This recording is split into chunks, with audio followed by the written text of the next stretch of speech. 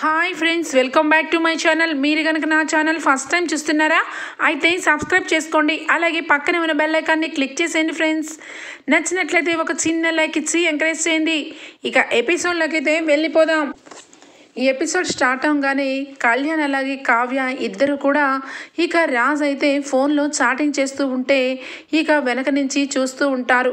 రాజ్ అయితే ఇక శ్వేతతో చాటింగ్ చేస్తూ ఉంటాడు. ఇక చాటింగ్ చేసి నవ్వుకుంటూ చాటింగ్ చేస్తుంటే చూడొదిన అన్నయ్య ఎలా ముసుముసు నవ్వులు నవ్వుతున్నాడో, ఇక ఖచ్చితంగా ఎవరితోనో చాటింగ్ చేస్తున్నాడు అని చెప్పి అనుకుంటూ ఉంటే కావ్య చాలా కోపంగా చూస్తూ ఉంటుంది రాజ్ వంక. ఇక రాజ్ అయితే ఇక ఫోన్ అక్కడ పెట్టేసి వాష్రూమ్లోకి స్నానం చేయడానికి వెళ్ళిపోతాడు.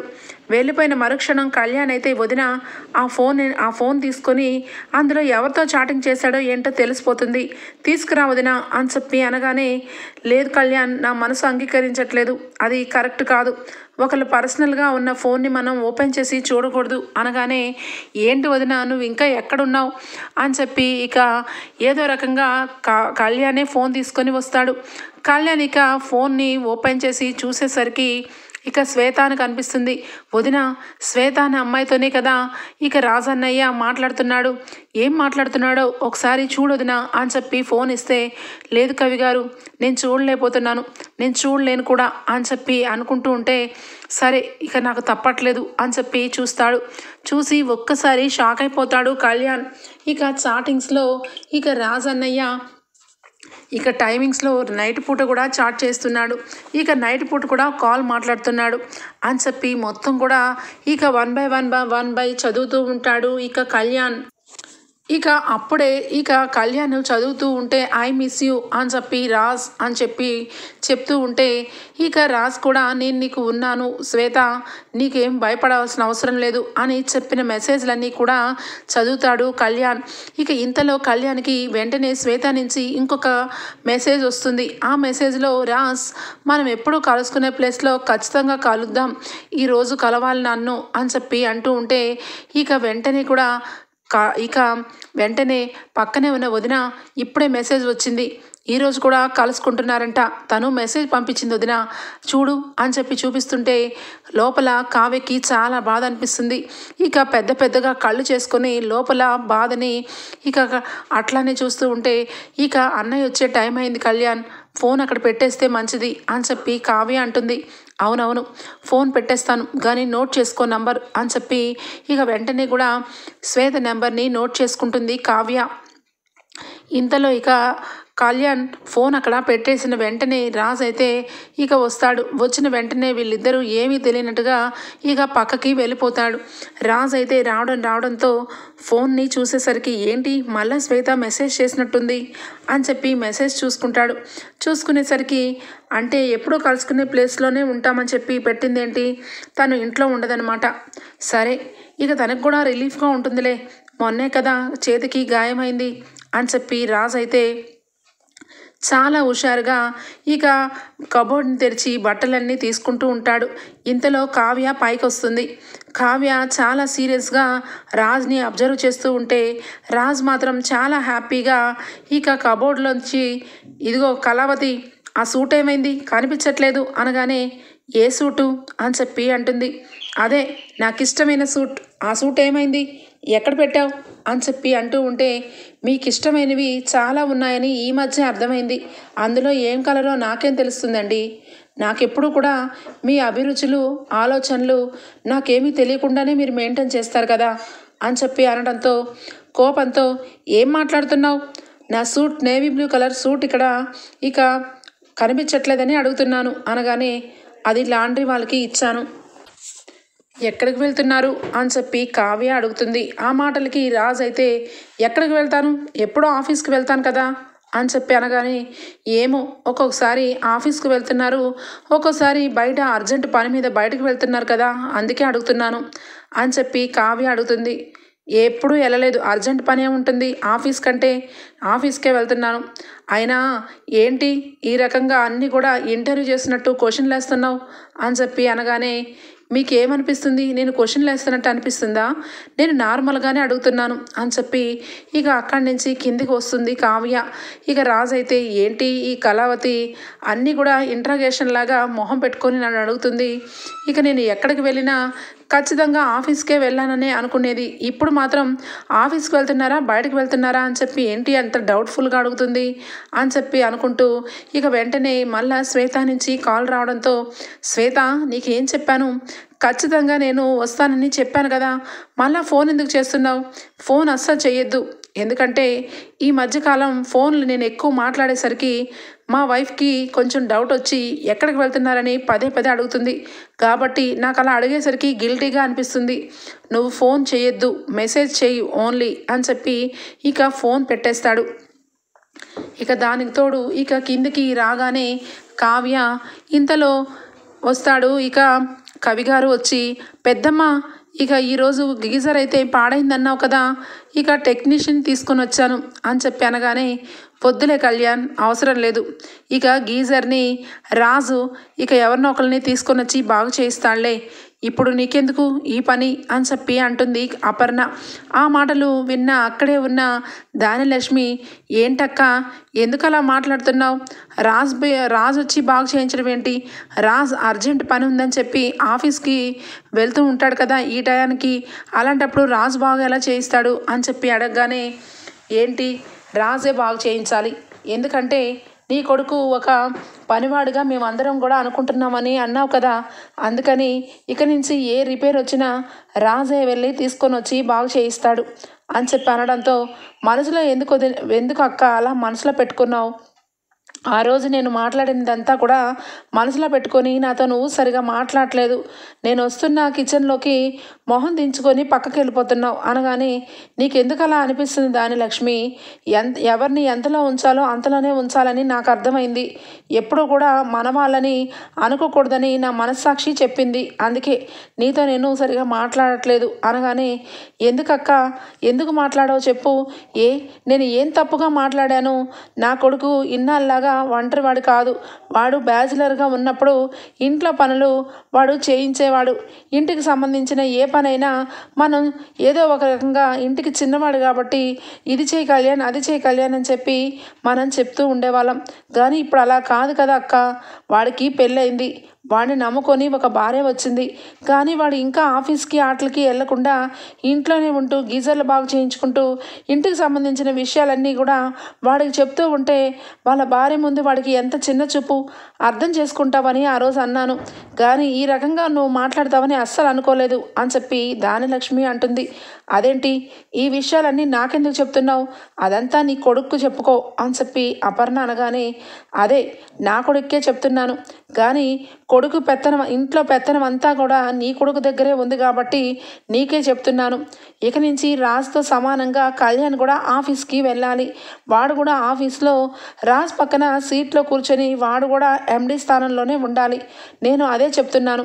ఇక నుంచి వాడిని చిన్న చూపుగా ఇంట్లో ఎవరు కూడా ఆ పనులు ఈ పనులు చెప్పద్దు, వాడు కూడా భార్యతో ఉన్నాడు, భార్య దగ్గర వాడికి విలువ పెంచాలి అనుకుంటే వాడికి ఇలాంటి చిన్న చిన్న విషయాలన్నిటి కూడా వాడిని చెప్పకుండా ఉండడం మంచిదని నేను అంటున్నాను అని చెప్పి అంటుంది. ఆ మాటలకి అందరూ కూడా ఒక్కసారిగా షాక్ అయిపోతారు. రాజ్ అయితే ఫోన్ మాట్లాడుతూ బయటికి వచ్చి చూస్తాడు. హాల్లో ఏంటి గొడవ వినబడుతుంది అని చెప్పి చూసేసరికి దానిలక్ష్మి మాట్లాడుతూ ఉంటుంది. ఆ మాటలు విన్న రాజ్ అయితే ఇక షాక్ అయిపోతాడు. దానిలక్ష్మి పిన్ని ఇన్నాళ్ళలాగా లేదు, ఇప్పుడు ఏమైందో ఏమో కానీ రోజు రోజుకి ఒక రకంగా మాట్లాడుతుంది అని చెప్పి మనసులో అనుకుంటూ ఉంటాడు. ఇక అపర్ణకైతే చాలా కోపం వస్తుంది. నా కొడుకు నీ కొడుకు అని మాటలను పెట్టి దూరం చేసేది నువ్వు దానిలక్ష్మి. ఈరోజు కూడా వాడు నాకు ఇంకా నా చిన్న కొడుకులాగే నాకు అనిపిస్తాడు కాబట్టి వాడిని నేను ఏ రోజు దూరం పెట్టట్లేదు, కానీ నువ్వు ఒక తల్లిగా వాడిని ఏ రోజు నన్ను పెద్దమ్మ అన్నా కూడా ఒక తల్లిలాగే చూసేదాన్నని చాలాసార్లు చెప్పావు, కానీ ఇప్పుడు విడమరిచి నీ కొడుకు చేతిలోనే ఉంది ఇదంతా, నా కొడుకు కూడా నీ కొడుకుతో సమానము అని చెప్పి ఎలా మాట్లాడుతున్నావు? వాడిని ఏ రోజు కూడా ఆఫీస్కి రావద్దని రాజ్ అనలేదు. అంతెందుకు, రాజు ఎందుకు, ఈయన కానీ మరిది గారు కానీ ఏ రోజైనా కళ్యాణ్ని ఆఫీస్కి వచ్చి వర్క్ నేర్చుకోరా అని చెప్పి పిలుస్తారే తప్పించి వాడిని ఇంట్లో ఉంచాలని ఎవరూ అనుకోలేదు. అది నీ మనస్సాక్షికి కూడా తెలుసు. కానీ ఈరోజు ఈ రకంగా ఎందుకు మాట్లాడుతున్నావు అని చెప్పి అపర్ణ అడుగుతుంది. ఆ మాటలకి సమాధానం చెప్పలేక ఇక అప్పుడు అదంతా ఒకప్పుడు వాడప్పుడు పిల్లోడు కానీ ఇప్పుడు వాడికి పెళ్ళైందని ఇక వాడు ఇంట్లో ఉండకూడదని అంటున్నానక్క అనగానే వెంటనే ఇక ఇందిరాదేవి, దానిలక్ష్మి ఏం మాట్లాడుతున్నావు, వాడు ఇంట్లో ఉండకూడదో ఆఫీస్కి వెళ్ళాలో అదంతా వాడిష్టం, వాడిని కన్నా తల్లిగా నీ ఇష్టం, అంతేగాని అపర్ణ దగ్గరికి వచ్చి ఎందుకు మాట్లాడుతున్నావు, అంతా రాజ్దే అని చెప్పి ఏ రకంగా మాట్లాడతావు, రాజు ఏ రోజు అలా అనలేదే, కళ్యాణ్ కానీ రాహుల్ కానీ ఆఫీస్కి వచ్చి మీరు వర్క్ చేసుకుంటూ ఉండండి అని వాడు ఎప్పుడూ చెప్తూ ఉంటాడు. కానీ రాహుల్ ఏ రోజు కూడా కుక్కట్పల్లి బ్రాంచ్ ఇచ్చినప్పుడు దానిలో అంతా నష్టమే చూపించాడు. అప్పుడు దాన్ని కూడా రాజ్ వాడి భుజాల మీదే లేపి ఆ ఆఫీస్ని పై స్థానానికి తెచ్చాడు. ఇక కళ్యాణ్ విషయానికి వస్తే వాడు ఇంటికి చిన్నవాడు. వాడిని అందరూ గారాబం చేసి వాడిని ఏ రోజు కష్టపెట్టాలని అనుకోలేదు. వాడి ఇష్టం వచ్చినట్టు వాడి మనసుకి ఇష్టం వచ్చినట్టు కవిత్వాల వైపు వాడి మనసు వెళ్ళేసరికి అందరూ వాడి ఇష్టానికి అందరూ ఇష్టమే చూపించారు తప్పించి వాడిని ఎవరూ ప్రెజర్ చేయలేదు. నువ్వు చెప్పినట్టు ఎప్పుడో ఒకప్పుడు వాడు ఆఫీస్కి వెళ్ళాల్సిందే, తప్పదు. ఎందుకంటే ఈ ఆఫీసులు వర్కులు ఈ టెన్షన్స్ అన్నీ కూడా రాజు ఒక్కడైతే భరిస్తున్నాడు. అదంతా కూడా అందరూ భరించాలి. ఎందుకంటే వాడు తెచ్చే కష్టాన్ని అందరం మనం కూర్చొని ఎంజాయ్ చేసుకుంటూ ఉంటే కొండలైనా కరిగిపోతాయి. అందుకే ఎప్పుడు కూడా సమానంగానే పని చెయ్యాలి అని చెప్పి ఇందిరాదేవి అంటుంది. ఆ మాటలకి ఇక మనసులో దానిలక్ష్మి అయితే ఏమీ మాట్లాడలేక అలానే ఉండిపోతుంది. ఇప్పుడు చెప్పు దానిలక్ష్మి, ఎప్పుడైనా నీ కొడుకుని నీ చేతులతో ఆఫీస్కి పంపించావా? ఇప్పుడు అడుగుతున్నావెందుకు? ఇప్పుడు పంపించాలనుకుంటే పంపించు, అంతేగాని అపర్ణ దగ్గర రాజ్ దగ్గర ఇలాంటి మాటలు మాట్లాడద్దు అని చెప్పి అనడంతో సైలెంట్ అయిపోతుంది. ఇక వెంటనే అత్తగారు సైలెంట్ అయిపోవడం చూసుకున్న అనామిక వెంటనే, అది కాదు అమ్మమ్మ గారు, నా భర్త అంటే నాకు చాలా గౌరవం. నా భర్తని చిన్న చిన్న పనులకి ఉపయోగించుకుంటూ ఆయన ఇంట్లో ఖాళీగా ఉంటే నాకు కూడా బాధగానే ఉంటుంది కదా. ఇది ఉమ్మడి కుటుంబం, ఉమ్మడిగానే ఆలోచిస్తారు ఎవరైనా. విడిగా మేము ఉంటే ఎవరైనా ఊరుకుంటారా? ఉమ్మడిగా రాజ్బాబు గారు ఒక్కరే ఇక కష్టపడుతూ ఆయనకొక్కరే క్రెడిట్ అంతా పడుతూ నా భర్త ఇంకా చిన్నపిల్లవాళ్ళలాగా ఆ పనులు ఈ పనులు చేస్తూ ఉంటే నాకు బాధ అనిపిస్తుంది కదా. అందుకే అత్తయ్య గారి దగ్గర నేను చెప్పాను, నేను బాధపడ్డాను, నా బాధని చూడలేక అత్తయ్య గారు ఇలా మాట్లాడుతున్నారు, అంతేగాని కావాలని కాదు అనగానే, చూడు అనామిక, నువ్వు చెప్పే దాంట్లో కొంతవరకు న్యాయం ఉంది. నీ భర్తని పై హోదాలో చూసుకోవడంలో తప్పేమీ లేదు. కానీ దానికి పర్మిషన్ అడగడానికి ఎవరిది కాదు, ఇది అందరిది. తన ఇష్టం, తన ఆఫీస్కి వెళ్ళాలనుకుంటే వెళ్ళచ్చు, లేదంటే ఇంట్లోనే ఉంటూ వర్క్ని చూసుకోవచ్చు, అదంతా మీ పర్సనల్ అని చెప్పి అనగానే వెంటనే అనామిక, అలా ఎందుకు అనుకుంటాము? మొన్న రాజ్బాబు గారు ఇక ఇదిగో ఈ కావ్య వాళ్ళ ఇంటికి ఈ కావ్య వాళ్ళ చెల్లి అప్పుకి డబ్బులు కట్టారు, హాస్పిటల్ బిల్లు. అది ఎవరికైనా తెలిసిందా చెప్పండి అనగానే అందరూ విని షాక్ అయిపోతారు. ఏం మాట్లాడుతున్నావు అనామిక అని చెప్పి అపర్ణ అడుగుతుంది. అదేనండి, అదే చెప్తున్నా, రాజ్బాబు గారు ఇక అప్పు హాస్పిటల్ బిల్ని పే చేశారు. ఆ సంగతి ఇంట్లో ఎవరికీ తెలియదు. ఇలా ఉమ్మడి కుటుంబంలోనే ఉంటూ ఉమ్మడి డబ్బుల్ని ఇక వేరొకరికి దారాదత్తం చేస్తూ కూర్చుంటూ పోతే చివరికి మిగిలేది ఏముంటుంది? నా భర్తకి ఏమీ తెలీదు, ఎంతసేపు కవిత్వాలు అని చెప్పి ఇంట్లోనే కూర్చుంటారు అని చెప్పి అనగానే ఇక వెంటనే అదే టైంలో కావ్య అక్కడ ఉంటుంది. కావ్యకి చాలా బాధ అనిపిస్తుంది. అనామిక అని చెప్పి అనగానే, చూడు కావ్య, నీకు ఎప్పుడు కూడా నేనంటే నీకు ఇష్టం ఉండదు, అందుకే ఎప్పుడు ఏం మాట్లాడినా అడ్డు తగులుతావు. నీ ఇంట్లో ఏదో సమస్య వస్తే ఆ సమస్యని మీ అమ్మ నాన్న చక్కదిద్దుకోవాలి, కానీ ఇట్లా రాజుబాబు గారితో బిల్లుని పే చేయించుకోవడం ఎంతవరకు కరెక్టు? అది ఎంతైనా కరెక్టేనా చెప్పండి మీరే. ఇట్లా అందరికీ దారిని పోయే వాళ్ళందరికీ డబ్బులు కట్టుకుంటూ పోతే ఎప్పటికైనా కొండలైనా కరిగిపోతాయి అని చెప్పి అనామిక ఇక అందరి ముందు కావ్య వాళ్ళ బిల్లుని పే చేశాడని చెప్తుంది. ఇక వెంటనే రాజు అయితే చాలా కోపంతో కిందకి దిగుతాడు. కిందకి దిగి, ఏంటి అనామిక, ఏంటి గొడవ? అసలు రోజు కూడా ఇంట్లో ఏదో ఒక గొడవ అవ్వకుండా ఉండదా? అయినా అందరూ కలిసి ఏదో ఒక విధంగా కావ్యని ఎందుకు అలా నిందిస్తున్నారు?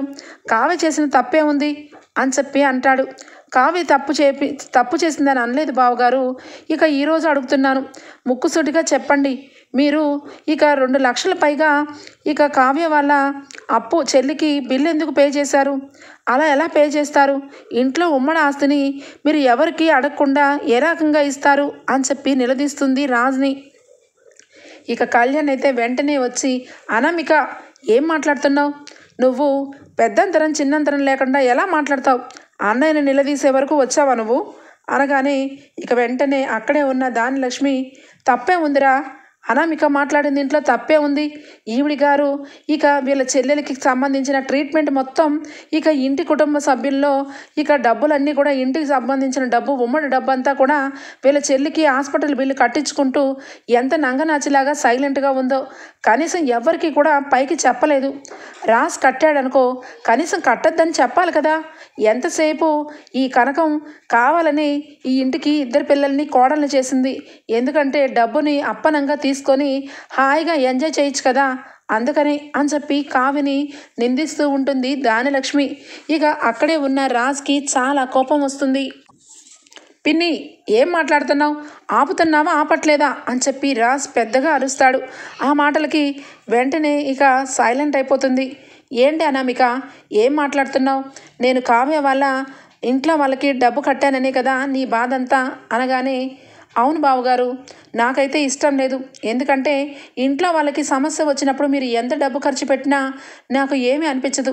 కానీ అలా కావ్య వాళ్ళ అమ్మా నాన్నకు సంబంధించిన మ్యాటర్లో మీరు డబ్బును కట్టడం నాకు నచ్చలేదు అనగానే, అవునా, అలా కట్టడం తప్పేనంటావా అనగానే ఇక సైలెంట్ అయిపోతుంది. ఏంటి ఇలా అడుగుతున్నాడని. ఇక వెంటనే ఇందిరాదేవి, ఎందుకు తప్పు అవుతుందిరా?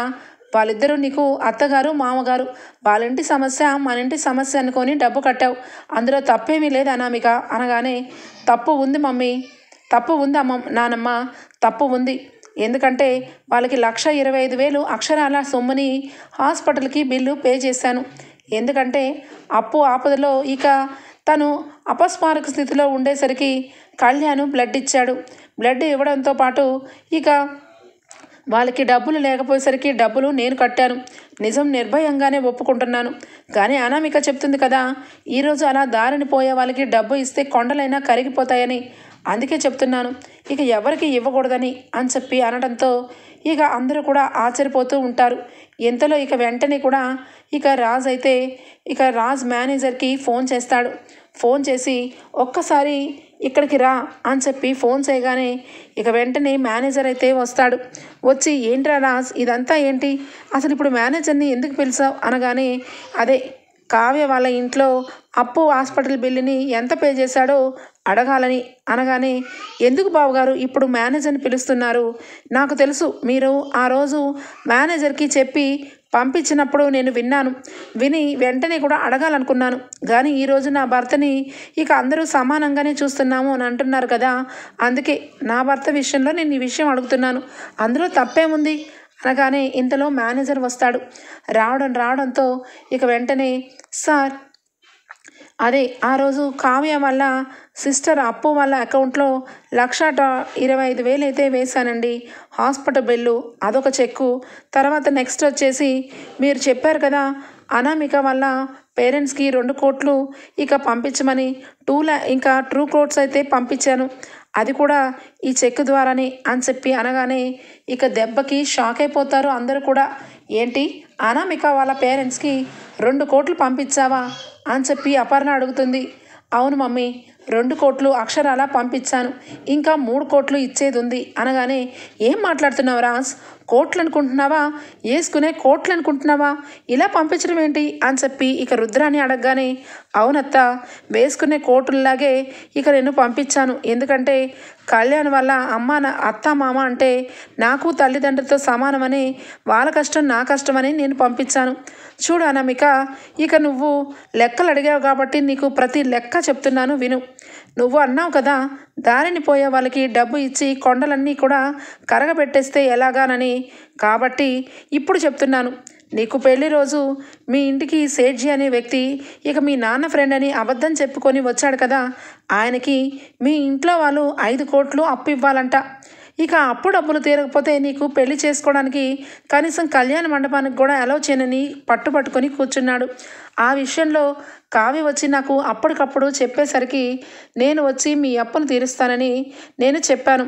2 కోట్లు ఇదిగో విన్నావు కదా, ఆల్రెడీ మీ అకౌంట్లోకి వచ్చేసాయి. ఇక రేపో మాపో నెక్స్ట్ 3 కోట్లు కూడా ఏ రోజో రేపో వెళ్ళిపోతాయి.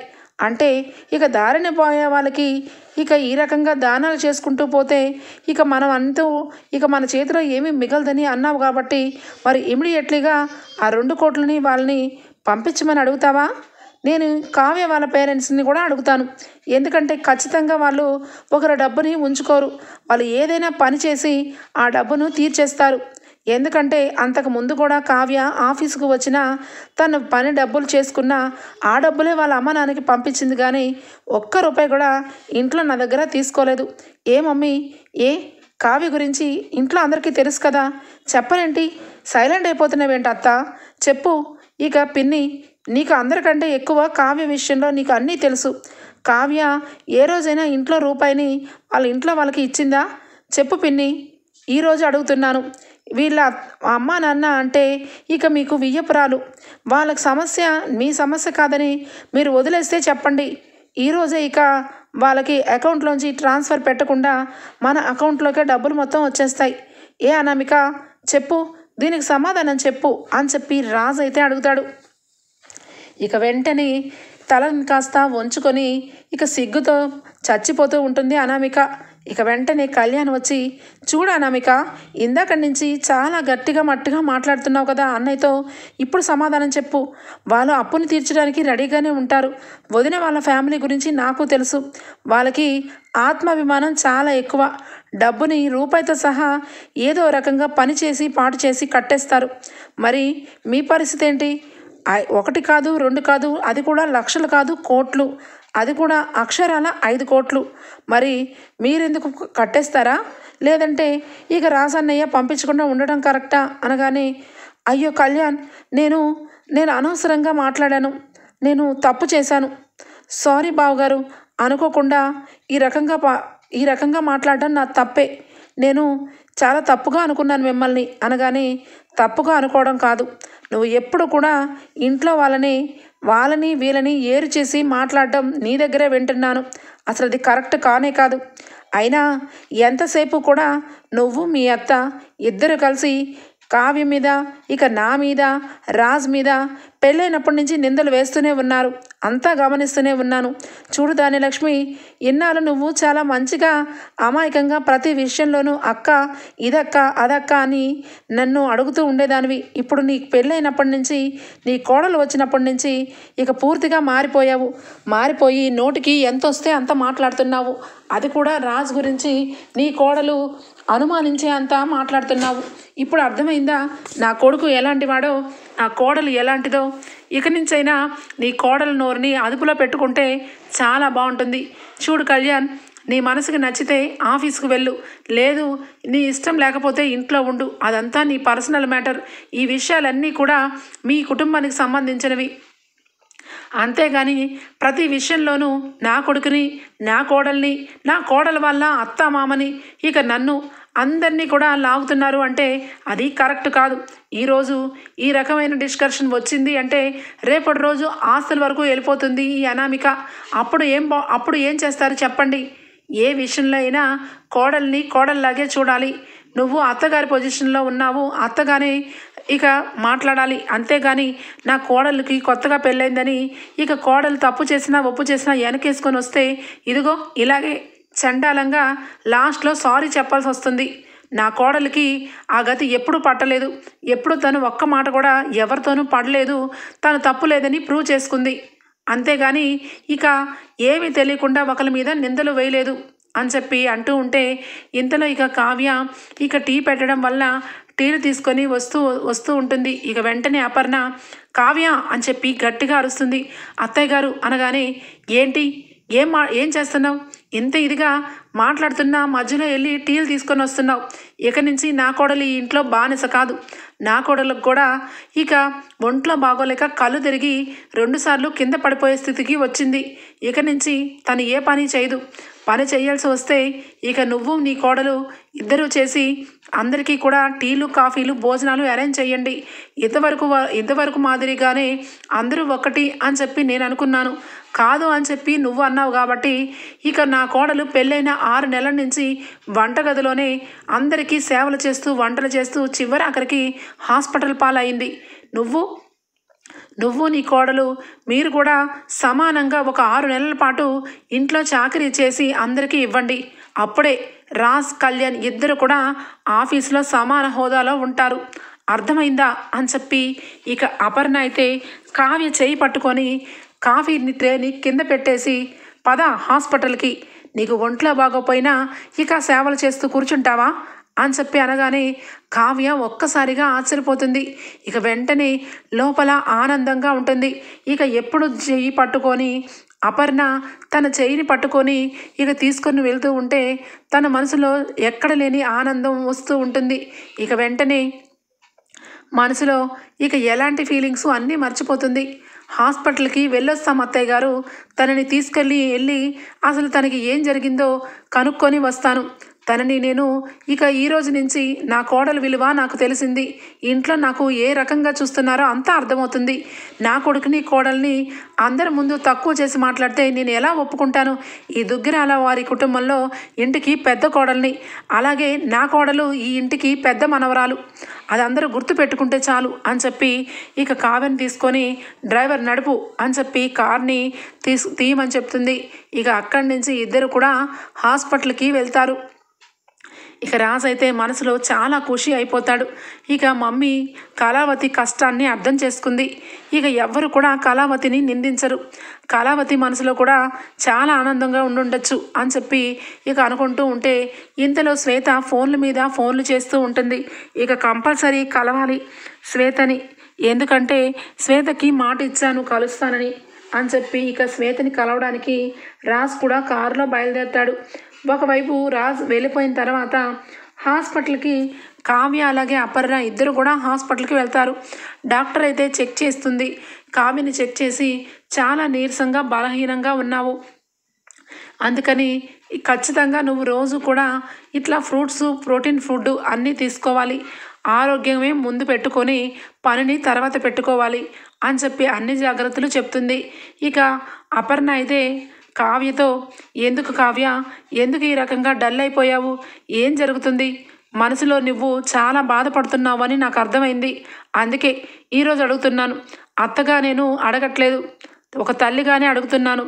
నీ మనసులో ఉన్న బాధ నాతో చెప్పుకో, ఏం జరుగుతుంది అని చెప్పి అనగానే అది అత్తయ్య గారు చెప్పాలా లేదా కూడా అర్థం అవ్వట్లేదు అనగానే నువ్వు ఇక అమ్మమ్మతో అదే మా అత్తగారితో రాత్ర కృష్ణయ్య దగ్గర వేడుకుంటూ ఇక నీ ఫ్రెండ్ సమస్య అని చెప్పి నీ సమస్యని చెప్పావని నాకు అర్థమైంది. రాజ్ గురించి నువ్వు అనుకున్నవన్నీ కూడా నిజాలే. రాజ్ వేరొక అమ్మాయితో మాట్లాడుతున్నాడని నాకు అర్థమైంది.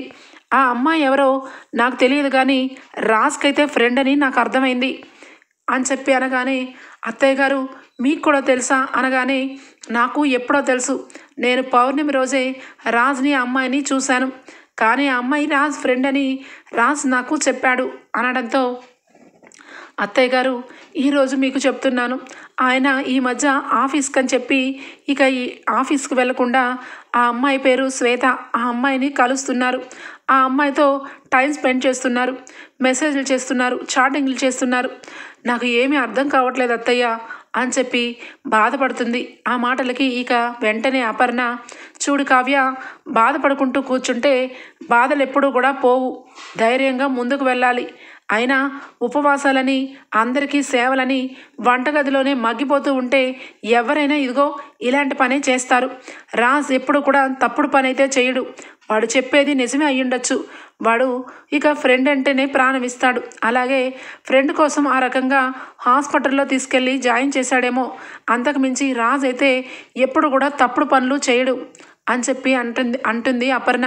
ఇక వెంటనే అత్తయ్య గారు నాకు ఆయన కంటే కూడా మీరు నన్ను ఈ విధంగా ఈ రకంగా నాతో ప్రేమగా మాట్లాడుతుంటే నాకు ఎలాంటి ప్రేమ వద్దనిపిస్తుంది అని చెప్పి కావ్య అనగానే చూడు పిచ్చిదానా, నీకు ఏమీ తెలీదు, తెలియకే ఇగో ఇప్పటి వరకు తెచ్చుకున్నావు.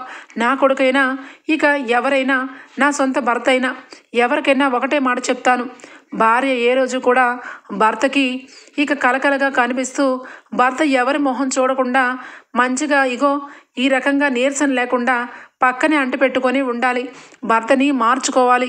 అంతేగాని ఇక భర్త ఎవరో అమ్మాయితో మాట్లాడుతున్నాడని దిగులు పెట్టుకొని ఆరోగ్యాన్ని నువ్వెందుకు పాడు చేసుకుంటావు? నువ్వు పాడు చేసుకోవద్దు, నీతో పాటు నేను కూడా ఉన్నాను. ఇక నుంచి నువ్వు ఒక్కదానివే కాదు, నీకు నేను ఈ అత్త ఉంది, ఖచ్చితంగా నీకు అన్యాయం జరగనివ్వను. అలాగే ఇంట్లో అనామిక కానీ దానలక్ష్మి కానీ తక్కువ ఎక్కువ నీతో మాట్లాడితే నేను అస్సలు ఒప్పుకోను. ఇక నుంచి అంతా కూడా ఏదో రకంగా నిన్ను ఎన్నో మాటలు అన్నారు, ఇక నుంచి నిన్ను ఒక్క మాట కూడా అన్నా కూడా ఈ అత్తకు చెప్పు అని చెప్పి వెంటనే కూడా ఇక అక్కడ ఉన్న ట్యాబ్లెట్స్ అన్నీ కూడా అపర్ణ చేతులతోనే తీసుకొని కావ్యని ఒక తల్లిలాగా మాట్లాడుతూ సపోర్టివ్గా నుంచుంటుంది అపర్ణ. ఇక అపర్ణ అలా మాట్లాడుతూ ఉంటే కావ్య చాలా ఆనందపడుతుంది.